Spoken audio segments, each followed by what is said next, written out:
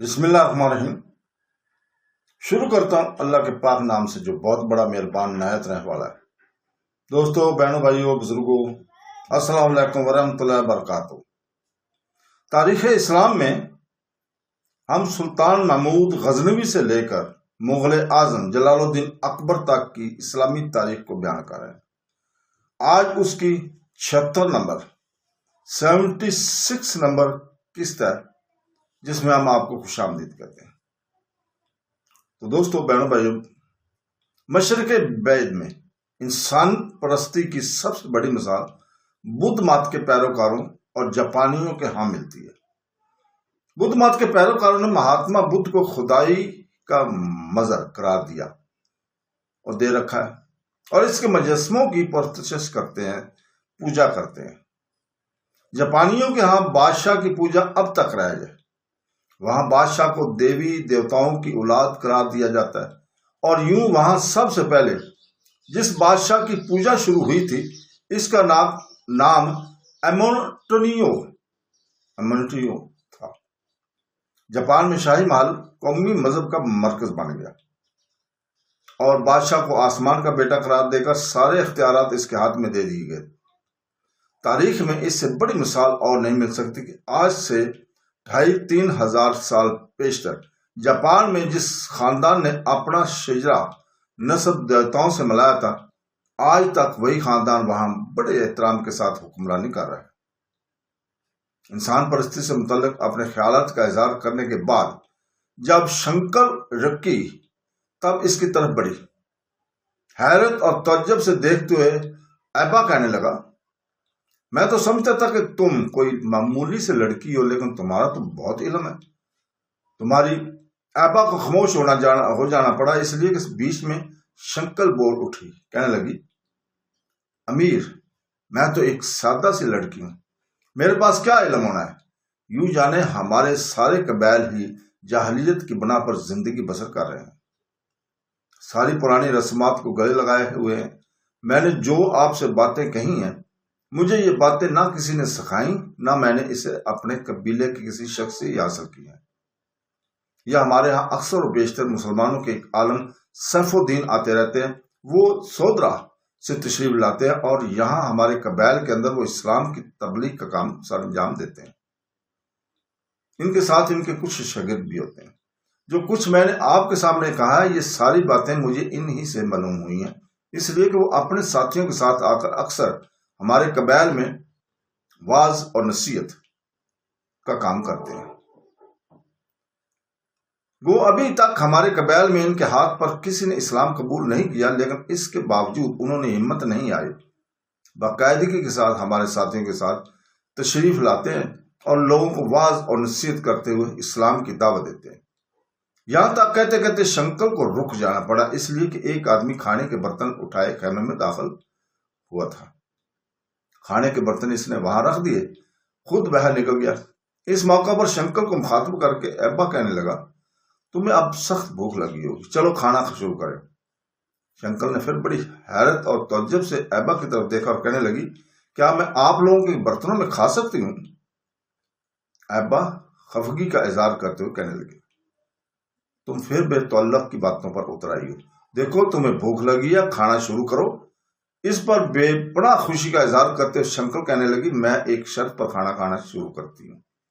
امیر، جیسا کہ آپ جانتے ہیں میں 2 دن سے بھوکی ہوں، اگر میں زیادہ کھا گئی تو آپ نہ میرا مسخر اڑائیں گے اور نہ ہی۔ اس پر ایبا مسکرایا، کہنے لگا، اچھا ایسا کرتے ہیں، میں یہاں سے اٹھ کر دوسری طرف بیٹھ جاتا ہوں، تم آرام سے پرسکون ماحول میں جس قدر کھانا کھا چاہتی ہو کھا لو، جو بچے گا وہ میں کھا لوں گا۔ اس پر شنکر دھیمی مسکراہٹ میں کہنے لگی، نہیں امیر، یہ بات نہیں ہے، یہ کھانا تو 4 آدمیوں کے لیے کافی ہے۔ اگر 4 آدمیوں کے لیے کافی ہے تو شروع کرو۔ شنکر نے کھانے کی طرف ہاتھ بڑھائے، اس پر دونوں کھانے لگے تھے۔ کھانے کے بعد جو نوجوان کھانا لایا تھا وہی جب خالی برتن لینے کے لیے آیا تو ایبا بھی اپنی جگہ پر اٹھ کھڑا ہوا، شنکر بھی کھڑی ہوگی۔ اس موقع پر ایبا نے اسے مخاطب کیا، اب تم میرے ساتھ آؤ، میں تمہیں وہ خیمہ دکھاتا ہوں جہاں تم آرام کرو گے۔ وہ لشکری کھانے کے برتن لے کر چلا گیا۔ ایبا بھی شنکر کو لے کر خیمے سے نکلا قریب ہی ایک خیمے کے پاس آیا۔ خیمے میں ایک چٹائی بچھی ہوئی تھی جس پر ایک صاف ستھرا بستر لگا ہوا تھا۔ ابا کہنے لگا، اب تم اس خیمے میں گھس جاؤ، آرام کرو۔ جہاں تمہیں 2 دن سے کھانے پینے کی ضرورت تھی وہاں تمہیں آرام اور سکون کی بھی ضرورت ہے۔ دیکھو، فکر مند نہ ہونا، فکر نہ کرنا، کوئی شخص تمہارے خیمے میں داخل نہیں ہو سکتا۔ اس لشکر گاہ میں اگر کوئی تمہاری طرف میلی نگاہ سے دیکھے تو اس کی گردن کاٹ دی جائے گی۔ میلی نگاہ سے دیکھنے والوں میں اگر میں بھی شامل ہوا تو میں خود کو گردن بھی کاٹ سکتا ہوں اپنے۔ ابا کے ان الفاظ پر شنکر بے حد متاثر دکھائی دے رہی تھی۔ چپ چاپ اپنے خیمے میں داخل ہوئی، جا کر بستر پر بیٹھ گئی۔ ابا وہاں سے مڑا اپنے خیمے کی طرف چلا گیا۔ اگلے روز ابا نے اپنے لشکر کے ساتھ وہاں سے کوچ کیا تھا۔ بڑی تیزی سے آگے بڑھتا ہوا وہ لاہور جا پہنچا تھا۔ اس نے چند روز وہاں قیام کیا ہوگا کہ سلطان شہاب الدین غوری بھی اپنے دیگر سالاروں اور لشکریوں کے ساتھ لاہور پہنچ گیا تھا۔ تو دوستو، بہنوں بھائیو، سلطان شہاب الدین غوری نے چند روز تک اپنے پورے لشکر کے ساتھ لاہور کے نواح میں قیام کیے رکھا۔ اس کے بعد اس نے وہاں سے کوچ کیا۔ اب وہ اپنے لشکر کے ساتھ بھٹنڈا کی طرف پیش قدمی کر رہا تھا۔ لاہور پر چونکہ سلطان شہاب الدین غوری کا قبضہ ہو چکا تھا، اس سے پہلے جب غزنوی حکمران کمزور ہو گئے تھے تو ارد گرد کے راجہ اکثر اور بیشتر لاہور پر حملہ آور ہوتے رہتے تھے، شہر پر قبضہ کرنے کی کوشش کرتے تھے۔ اس بنا پر لاہور کی غزنوی حکومت اطراف کے راجوں کے حملہ کی وجہ سے کمزور ہو گئی تھی۔ لہذا لاہور میں اپنے مرکز کو مستحکم اور مضبوط کرنے کے لیے سلطان شہاب الدین غوری چاہتا تھا کہ ارد گرد جو عام شہر ہیں ان پر حملہ آور ہو کر انہیں بھی اپنی عملداری میں شامل کر لیا جائے۔ انہی خیالات کے تحت شہاب الدین غوری نے بھٹنڈا کا رخ کیا تھا۔ بھٹنڈا ان دنوں بڑا اہم شہر تھا اور اجمیر کے راجہ پرتھوی راج کی سلطنت میں شامل تھا۔ پرتھوی راج ہندوستان کا سب سے طاقتور راجہ خیال کیا جاتا تھا وہ، اور مزید یہ کہ دہلی کا راجہ گوبند رائے اس کا بھائی تھا۔ اس طرح ان دونوں بھائیوں کی طاقت ہندوستان میں سب سے زیادہ تھی، لیکن ان کی پرواہ کیے بغیر بڑی تیزی سے سلطان شہاب الدین غوری بھٹنڈا کی طرف بڑھا۔ بھٹنڈا میں پہلے ہی راجہ پرتھوی راج کا ایک خاص بڑا لشکر تھا۔ اس کے علاوہ جب اسے خبر ہوئی کہ سلطان شہاب الدین بھٹنڈا پر حملہ آور ہونے کے لیے پیش قدمی کر رہا ہے تو بھٹنڈا کے لشکر کی مدد کے لیے اس نے اجمیر سے اپنے لشکر کا ایک اور حصہ روانہ کر دیا تھا۔ ساتھ ہی ساتھ اپنے بھائی دہلی کے راجہ گوبند رائے سے بھی کہا تھا کہ وہ بھٹنڈا کی حفاظت کے لیے لشکر روانہ کرے، جس کے جواب میں اس نے بھی اپنے کچھ دستے بھٹنڈا کی حفاظت کے لیے روانہ کر دیے تھے۔ بھٹنڈا میں جو اس وقت راجہ پرتھوی راج کا لشکر تھا، اس کے پاس جب اجمیر اور دہلی دونوں طرف سے کمک پہنچ گئی تو وہ سلطان شہاب الدین غوری کا مقابلہ کرنے کے لیے شہر سے باہر نکلا۔ دونوں لشکر ایک دوسرے کے سامنے صف آرا ہوئے۔ حملہ آور ہونے میں سلطان شہاب الدین نے پہل کی تھی، اور جب دونوں لشکر اپنی صفیں درست کر چکے تب سلطان شہاب الدین غوری مقامی لشکر پر سرد راتوں کی تنہا اندھیروں میں گردش ایام کی نام مہربانیوں، سناٹوں کے جنگل میں فضاؤں کو منجمد رات کی شب خواہشوں کو برف کر دینے والی قیامت خیز محرومیوں کی طرح حملہ آور ہو گیا تھا۔ بھٹنڈا کے لشکر نے بھی فی الفور جابی کارروائی کی۔ وہ بھی سلطان شہاب الدین کے لشکر پر سانپ کی طرح رینگتی سرکش ہواؤں کی موجوں، سرابوں، عذابوں کا اسیر کر دینے والے ناموافق اور ویران موسموں کی طرح ٹوٹ پڑا تھا۔ بھٹنڈا کے نواح میں زیست کو خون آلود کرتے گہرے خوف کی فہموں اور گھور اندھیروں سے وحشت میں گمراہ کر کے بھٹکا دینے والے پرانے المیوں کا رقص شروع کیا گیا تھا۔ میدان جنگ میں سماعتوں میں اترتی آوازوں کی طرح موت نزول کرتی ہوئی زندگی کے کچے رنگوں سے لکھی تحریروں کو مٹانے لگی تھی۔ آخر سلطان شہاب الدین غوری کے مقابلے میں بھٹنڈا کے لشکر کو بدترین شکست ہوئی۔ ان میں سے کچھ لشکری اجمیر اور کچھ لشکری دہلی کی طرف بھاگ گئے۔ سلطان شہاب الدین آگے بڑھا اور بھٹنڈا شہر پر اس نے قبضہ کر لیا۔ اجمیر کے راجہ پرتھوی راج کو سلطان شہاب الدین غوری کے بھٹنڈا پر قبضہ کر لینے کا بے حد دکھ اور صدمہ ہوا، لہذا اس نے تیز رفتار قاصد ہندوستان کے مختلف راجاؤں کی طرف روانہ کیے اور ان سے التجا کی کہ اگر ہم فردن شہاب الدین غوری کا مقابلہ کرتے رہے تو ایک ایک کر کے سب کو مغلوب کر لے گا اور ہندوستان میں ان کی حکومت ان کے راج کا قصہ پاک کر کے رکھ دے گا۔ لہذا بہتر یہی ہے کہ سب اپنے اپنے لشکر کے ساتھ پہنچے تاکہ شہاب الدین غوری کو ہندوستان کی سرزمین سے نکال باہر کیا جائے۔ ایک روز راجکماری کمار دیوی تربیت گاہ کے میدان میں معمول سے زیادہ مشقت کرنے کے بعد رات گئے کافی دیر تک سوتی رہی۔ تب اس کے دروازے پر زوردار کھٹکا ہوا تھا۔ تیز دستخط پر اپنے خوابگاہ کے نرم اور گداز بستر سے وہ نکلی، بعد اپنا لباس درست کیا۔ دستخط کے جواب میں کچھ کہنا چاہتی تھی کہ اسی لمحے اس کا بھائی رام دیو اس کے خوابگاہ میں داخل ہوا۔ اس کے پیچھے پیچھے اس کی ماتا راج کمل بھی تھی۔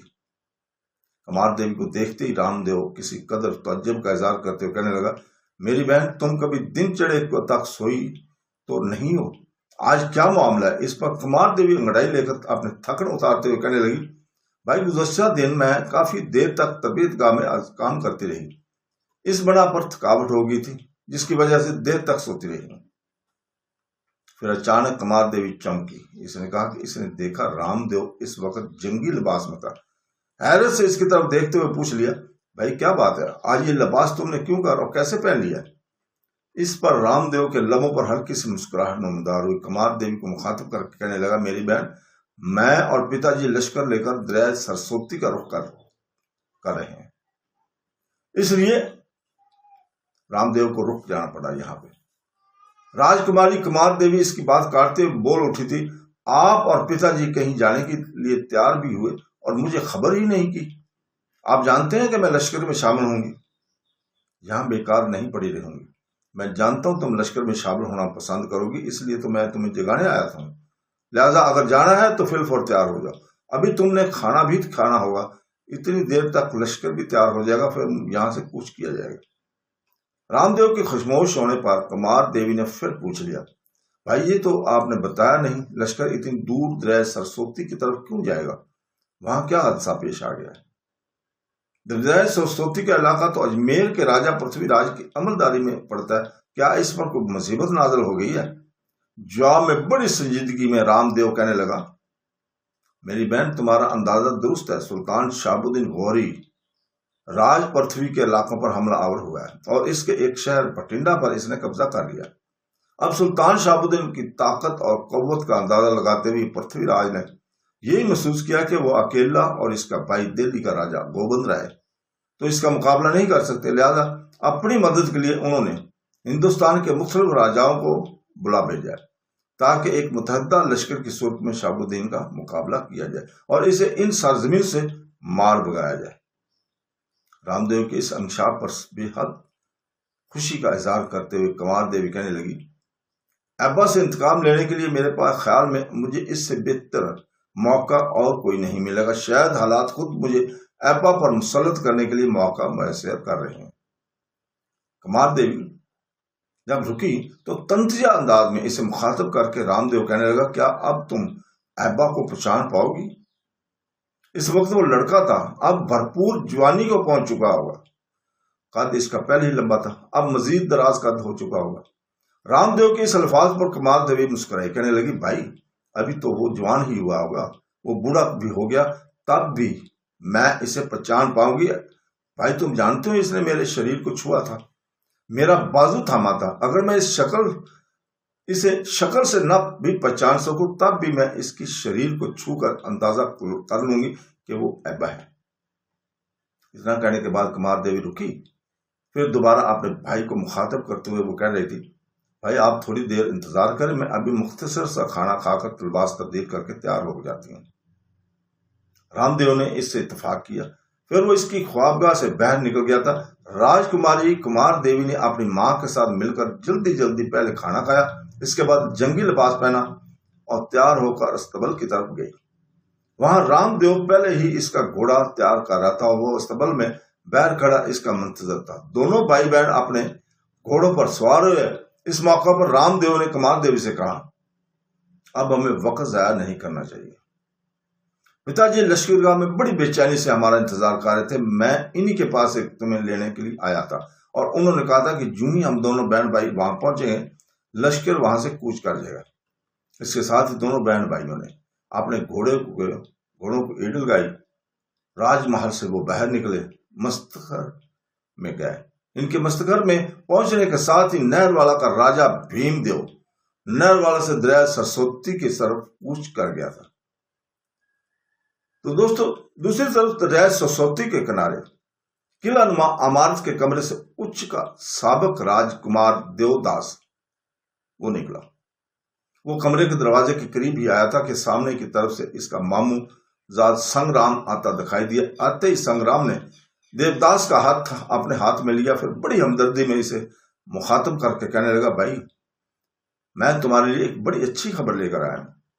دیوداس سنگرام کو کھینچتے ہوئے اپنے کمرے میں لے گیا، دونوں آمنے سامنے نشستوں پر بیٹھ گئے۔ پھر بڑی دلچسپی کا اظہار کرتے ہوئے دیوداس کہنے لگا، اب کہو بھائی تو میرے لیے کیا اچھی خبر لے کر آئے ہو؟ سنگرام نے ہونٹوں پر زبان پھیری، پھر بڑے غور سے دیوداس کی طرف دیکھتے ہوئے کہنے لگا، تمہارے لیے اچھی خبر یہ ہے کہ نہر والا کا راجا اپنے لشکر کے ساتھ دریائے سرسوتی کی طرف آ رہا ہے۔ یقیناً اس کے لشکر میں اس کا بیٹا اور بیٹی دونوں شامل ہوں گے۔ جن حالات کے تحت وہ آ رہے ہیں وہ تو تمہیں خبر ہی ہے کہ بٹھنڈا پر مسلمانوں کے سلطان شہاب الدین غوری نے قبضہ کر لیا ہے۔ اب اجمیر کا راجا پرتھوی راج شہاب الدین غوری کو بھگانا چاہتا ہے۔ اسی بنا پر اس نے ہندوستان کے سارے راجوں سے شہاب الدین غوری کے خلاف مدد طلب کر لی ہے۔ اسی طلبی کے جواب میں نہر والا کا راجا بھیم دیو اپنے لشکر کے ساتھ دریائے سرسوتی کا رخ کیے ہوئے ہے۔ یہاں تک کہنے کے بعد سنگرام رکا، پھر بڑے دلچسپ انداز میں وہ دیوداس کی طرف دیکھتے ہوئے کہنے لگا، دیوداس میرے بھائی، جہاں تک مجھے اطلاع ملی ہے اس کے مطابق ہندوستان کے سارے راجا دریائے سرسوتی کے کنارے ترین کے میدان میں جمع ہوں گے۔ یہ میدان ہم سے کچھ زیادہ دور نہیں ہے، جیسا کہ تم نے کہا ہے کہ راج کمار دیوی گھڑ دوڑ کی بڑی شوقین ہے۔ ترین کے میدانوں میں قیام کے دوران بھی اگر وہ گھڑ دوڑ کے لیے ادھر ادھر نکلتی ہے تو میں سمجھتا ہوں کہ ہم دونوں بھائی اس پر نگاہ رکھیں گے۔ اپنے ساتھ کچھ مسلح جوانوں کو بھی لے جائیں گے، خود سامنے نہیں آئیں گے، مسلح جوانوں کے ذریعے راج کماری کو اٹھوائیں گے اور اسی عمارت میں لا کر اسے رکھ لیں گے۔ اس کے بعد اس سے اچھا سلوک کریں گے۔ میرے خیال میں اگر ہم ایسا کرنے میں کامیاب ہو گئے تو پھر تمہیں راج کماری کو اپنی طرف مائل کرنے میں کوئی زیادہ دقت پیش نہیں آئے گی۔ سنگرام کے اس انکشاف پر دیوداس کی خوشی، اس کی مسرت کی کوئی انتہا نہ رہی۔ جستے لگانے کے انداز میں اپنی جگہ سے وہ اٹھا، سنگرام کو اپنے ساتھ لپیٹ لیا، کئی بار اس کی پیشانی پر بوسہ دیا، پھر بھرپور خوشی کا اظہار کرتے ہوئے کہنے لگا، میرے بھائی تو نے آج میرا دل خوش کر دیا۔ نہر والا کا راجا اگر اپنے لشکر کے ساتھ ترین کے میدانوں کا رخ کر رہا ہے تو میں یقیناً کہہ سکتا ہوں کہ راج کماری لشکر میں شامل ہوگی۔ اگر ایسا ہوا تو پھر میں ترین کے میدانوں سے اٹھا کر اسے یہاں لانے کی کوشش ضرور کروں گا۔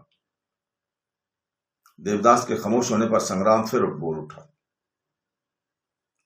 میرے بھائی یہ بھی خبریں آئی ہیں کہ راجا پرتھوی راج اور اس کا بھائی گوبند رائے اور کچھ دوسرے راجا اپنے لشکروں کے ساتھ دریائے سرسوتی کے کنارے ترین کے میدانوں کا رخ کر رہے ہیں۔ میرے خیال میں ہمیں بھی اس لشکر میں شامل ہو جانا چاہیے۔ ہم جنگ نہیں کریں گے لیکن ان حکاموں کے دوران کمار دیوی پر نگاہ ضرور رکھیں گے، اور جو ہی راجکماری کمار دیوی نے اپنے لشکر سے نکل کر گھڑ دوڑ کے لیے ادھر ادھر جانا چاہا، اپنے مسلح جوانوں کے ذریعے اسے پکڑ لیں گے اور یہاں لے آئیں گے۔ یہاں تک کہنے کے بعد سنگرام رکا، پھر اٹھ کھڑا ہوا اور کہنے لگا، اب اٹھو چلتے ہیں۔ اس سلسلے میں کچھ مسلح جوانوں کو بھی پہلے سے تیار کرنا ضروری ہے اور کچھ احتیاطی تدابیر بھی کرنی ضروری ہوں گی۔ جس کمرے میں راج کماری کمار دیوی کو رکھنا ہے اس کی تزئین بھی کرنی ہے، سجانا بھی ہے، اور اس کمرے میں اس کی ضرورت کی ہر شے بھی مہیا ہونی چاہیے۔ دیوداس نے سنگرام کی اس تجویز سے اتفاق کیا، پھر دونوں ایک دوسرے کا ہاتھ تھامتے ہوئے اس کمرے سے وہ نکل گئے۔ دوسری طرف بٹھنڈا فتح کرنے کے بعد ایک روز سلطان شہاب الدین غوری شہر میں ایک جگہ قطب الدین ایبک، حاجب محمد علی غازی، وزیر ضیاء الملک محمد عبداللہ سنجری، عبدالجبار گیلانی اور کچھ دوسرے سالاروں اور عمرہ کے ساتھ بیٹھا ہوا تھا کہ ایبا وہاں نمودار ہوا اور سلطان شہاب الدین غوری کے سامنے رکا، بلند آواز میں سلام کہا، پھر سلطان کو مخاطب کر کہنے لگا، سلطان محترم آپ نے مجھے طلب کیا ہے۔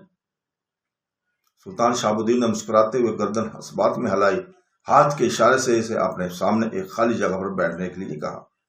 جب ایبک بیٹھ گیا تب کچھ دیر خاموشی رہی۔ اس دوران سب خاموش تھے، لیکن قطب الدین ایبک دھیمے دھیمے انداز میں مسکرا رہا تھا، یہاں تک کہ سلطان شہاب الدین غوری نے ایبک کو مخاطب کیا۔ ایبا میرے بیٹے، میں جانتا ہوں کہ تم نے چند ہفتے نہر والا کی راجکماری کے پاس قیام کیا تھا، اور اس قیام کے نقوش ضرور تمہارے دل میں ثبت ہوئے ہوں گے، اور تم نے راجکماری کو پسند کرنا شروع کیا ہوگا، اس سے محبت کرنے لگے ہوگے۔ راجکماری بھی تمہیں چاہنے لگی ہوگی، لیکن حالات نے ایسا پلٹا کھایا کہ تمہیں وہاں سے نکلنا پڑا۔ اب میں تم سے پوچھتا ہوں کہ نہر والا کی راجکماری کمار دیوی کو چھوڑ کر کوئی ایسی لڑکی ہے جو تمہیں پسند آتی ہو یا آئی ہو، جس نے تمہارے دل میں گھر کر لیا ہو، اور جس کے لیے تمہارا دل چاہتا ہو کہ تم اسے اپنی زندگی کا ساتھی بناؤ؟ سلطان شہاب الدین غوری جب خاموش ہوا تو عجیب سے انداز میں سلطان کی طرف دیکھتے ہوئے ایبا کہنے لگا، سلطان محترم، شہر کے انتظامی معاملات کو چھوڑ کر آج یہ نیا اور انوکھا موضوع کیسے چھڑ گیا؟ یہ موضوع چھیڑنا چاہیے، اس لیے کہ جس قدر میرے سالار اور عمرہ اس وقت یہاں بیٹھے ہوئے ہیں سب شادی شدہ ہیں سوائے تمہارے۔ میں چاہتا ہوں کہ تمہاری بھی شادی کسی مناسب جگہ ہو جائے، ایسی جگہ جہاں تمہاری پسند ہو۔ سلطان کے خاموش ہونے پر ایبا نے غور سے سلطان کی طرف دیکھتے ہوئے کہنا شروع کیا، سلطان محترم، میں اس سلسلے میں کیا کہہ سکتا ہوں؟ میرے لیے آپ ہی سب کچھ ہیں۔ اگر آپ چاہتے ہیں کہ مجھے شادی کر لینی چاہیے تو میں کر لیتا ہوں، جہاں آپ شادی کا اہتمام کریں گے وہیں کر لوں گا، اس لیے کہ میں خیال کرتا ہوں کہ آپ جو بھی فیصلہ کریں گے اس میں میری بہتری ہی ہوگی۔ ایبا کے اس گول مول جواب پر سب ہنس دیے تھے۔ سلطان شہاب الدین غوری کے چہرے پر بھی تبسم نمودار ہوا تھا۔ پھر سلطان کہنے لگے، ایسے گول جواب دینے کے تم ماہر ہو، پہلے یہ کہو کہ اس لڑکی شنکل سے متعلق تمہارا کیا خیال ہے، جو اس وقت ہمارے لشکر میں موجود ہے اور جس نے بٹھنڈا کے نواح میں بے بھرپور انداز میں جنگ میں حصہ لیا تھا؟ میں تو اسے دیکھتی دنگ رہ گیا۔ وہ بہترین تربیت یافتہ لشکریوں کی طرح جنگ میں حصہ لے رہی تھی، اور رہی بھی تمہارے پہلو تھی۔ ایبا مسکرایا اور کہنے لگا، سلطان محترم، مجھے اکیلے کہ ہاں کہنے سے کیا ہوتا ہے؟ اس لڑکی کی نہ جانے کیا ارادے ہیں۔ جنگ میں وہ میرے پہلو اس لیے حصہ لیتی رہی کہ مجھے وہ اپنا موسن اور مربی خیال کرتی ہے۔ ایسا کرنا اس کی ایک مجبوری بھی ہے۔ اپنا گھر چھوڑ کر اس کے پاس کوئی ایسا ٹھکانہ نہیں جہاں وہ آرام اور سکون سے رہ سکے، اور جہاں شادی کرنے کے لیے وہ اپنی منشا، اپنی رضامندی کا اظہار کر سکے، یہاں وہ ہمارے لشکر میں ایک مجبور اور محض ہے۔ یہاں اس سے متعلق جو بھی فیصلہ کیا جائے گا اس کے لیے وہ بیچاری ہاں کرے گی، ہو سکتا ہے۔ یہاں تک کہتے کہتے ایبا کو رک جانا پڑا، اس لیے کہ سلطان شہاب الدین غوری اس کی بات کاٹتے ہوئے کہہ رہا تھا، ایبا بات مختصر ہونی چاہیے، میں نے تم سے صرف یہ پوچھا کہ تمہارے خیالات اس سے متعلق کیسے ہیں۔ ایبا سخت سنجیدہ ہو گیا، فوراً کہنے لگا، سلطان محترم، وہ ایک بڑی اچھی لڑکی ہے، خوبصورت ہے، اب تک جو میں اس کے ساتھ رہتے ہوئے اس سے سمجھ سکا ہوں اس کے مطابق وہ وفادار اور جانثار بھی ہے۔ سلطان شہاب الدین غوری کے چہرے پر تبسم نمودار ہوا، کہنے لگا، اگر تمہارے خیال میں وہ ایسی ہے تو پھر آج شام تمہارے ساتھ اس کے نکاح کا اہتمام کیا جائے گا۔ جہاں تک اس لڑکی کے خیالات جاننے کے تعلق ہے تو میں تم پر انکشاف کروں، اس کے لیے میں نے چند دن پہلے قطب الدین ایبک کو اس کام پر مقرر کیا تھا۔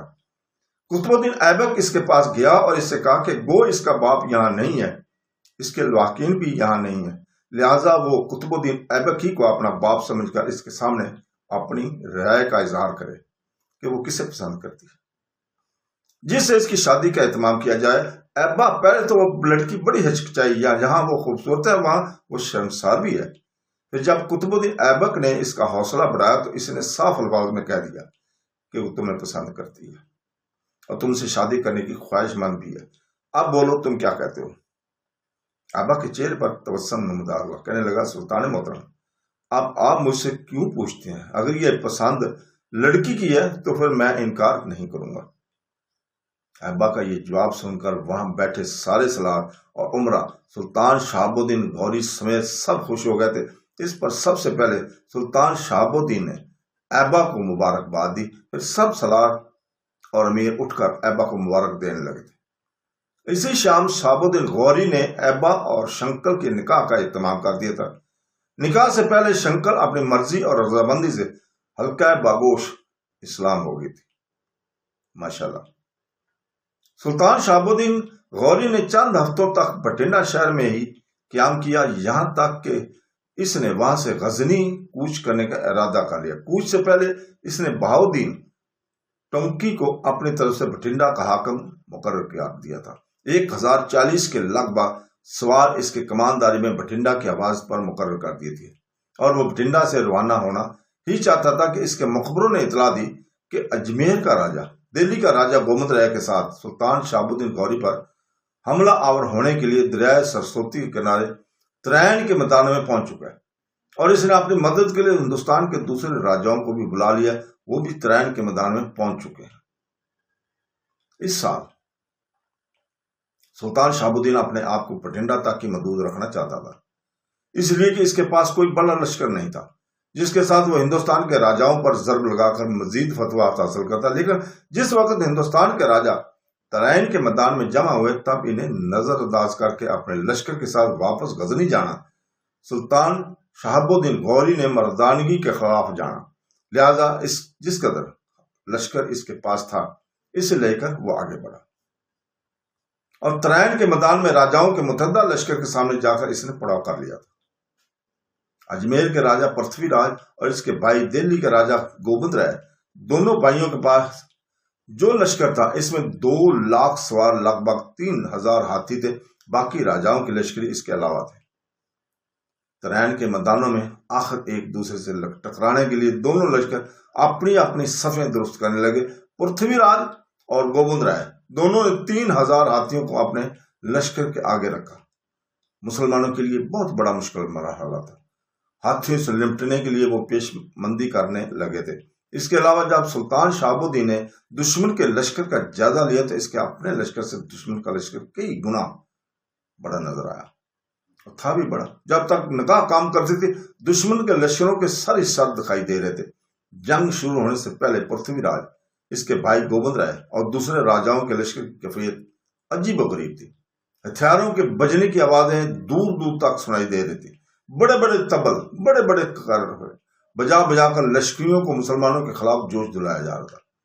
लश्कर के आगे 3000 हाथी मस्त अंदाज में अपनी सूंडें लहराते चीख चिल्ला रहे थे। आखिर दोनों लश्कर तराइन के मैदान में एक दूसरे पर हमला आवर हुए। तराइन का यह मैदान दिल्ली से 40 कोस के फासले पर दरिया सरस्वती के किनारे वाक़ है। दोनों तरफ के लश्कर जी तोड़ कर लड़े, अपनी जानबाजी की जोर दिखाने लगे। राजाओं का लश्कर तादाद में बहुत ज्यादा था। सुल्तान शहाबुद्दीन के लश्करी काम थे, लिहाजा मुख्तलिफ सिमतों से मुसलमान लश्करियों के कदम उठने लगे। सुल्तान शहाबुद्दीन के लश्कर का मेमना और मैसरा खाली होने लगे थे, इसलिए कि वहां राजाओं के लश्कर का बहुत ज्यादा दबाव था। कलब लश्कर में अलबत्ता अभी तक अफरा तफरी ना मची थी और लश्करी डट कर दुश्मनों पर हमला आवर हो रहे थे, इनके हमलों को रोक रहे थे। सुल्तान शहाबुद्दीन गौरी के लश्कर की तंजीम और तरतीब बिगड़ गई।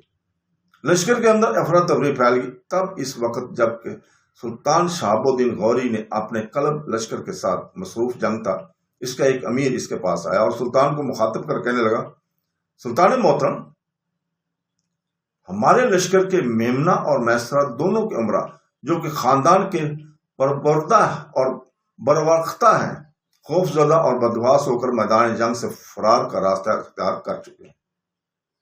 इसके अलावा मुक़द्दमातुल जैश के अफगानी और खलजी सरदार भी जो हमेशा बढ़ चढ़ कर बातें किया करते थे, इस वक्त मैदान जंग से गायब है। इसलिए मेरा ख्याल है कि आप भी जंग से किनारा कशी कर लें और लाहौर की तरफ रवाना हो जाएं। कहते हैं शहाबुद्दीन गौरी को अपने इस अमीर का मशवरा पसंद न आया और इसने हिम्मत और जुर्रत से काम लेते हुए कलब लश्कर के बाकी मानदा सिपाहियों की रफाकत में दुश्मन पर जान तोड़ हमला किया। तो दोस्तों, हम यहीं रुकते हैं। कल इंशाअल्लाह ताला हम यहीं से शुरू करेंगे। अगली किस्त जो है 77 नंबर। तो अल्लाह हाफिज।